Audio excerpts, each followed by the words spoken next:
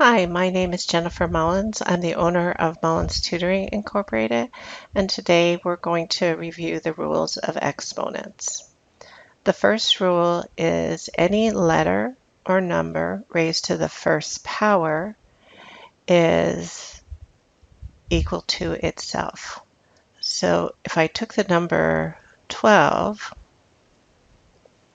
and raised it to the first power, it would just equal 12. So this applies for any letter, any number. Any letter or number raised to the 0 power will equal 1, with the condition that A cannot equal 0. So 0 to the 0 power does not exist. We start with 1. So if I had 100 raised to the 0 power, it would still equal 1. Let's look at multiplication. So when we multiply exponents, we have to have the same base. If the base is the same, we then add the exponents. So here we have a squared times a squared is equal to a, 2 plus 2, which is equal to a to the 4th power. If I replaced 2 to the 3rd power times 2 to the 2nd power, it would just become 2, 3 plus 2, or 2 to the 5th power.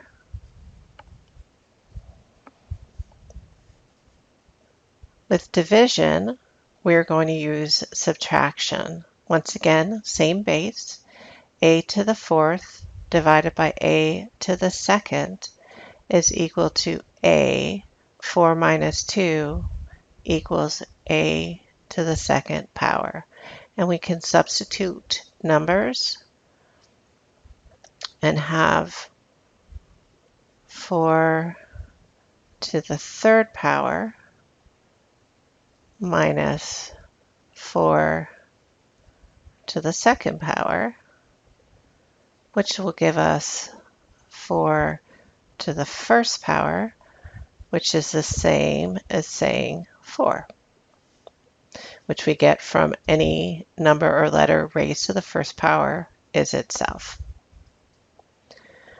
I also set up the division in fraction form. We have a to the 4th divided by a. Once again, a is equal to a to the 1st power. So when I do the subtraction, it's going to be a 4 minus 1 equals a to the 3rd power. Another important thing to remember is that a cannot equal 0 when it is the denominator or the divisor. The next rule we're going to look at is a power raised to a power. Here we have a to the 2nd in parentheses raised to the 4th power. This is equal to a squared times, or 2 times 4, which gives us a to the 8th power. There we go. And that would be the same as saying a squared times a squared times a squared times a squared. And as we remember from up here where we're doing multiplication, when we're multiplying, we're just adding the exponents. So I have 2, 4, 6, 8, or a to the 8th power. The last thing that I'm going to review is, I'm just going to make this a little more clear, is that this is a negative. So this is a to the negative third power. When I have a negative exponent, I have to make it positive. And the way that we make it positive is we use the reciprocal. So remember, any letter or number is over 1. So the reciprocal is when I would have the 1 would become the numerator, the a would become the denominator.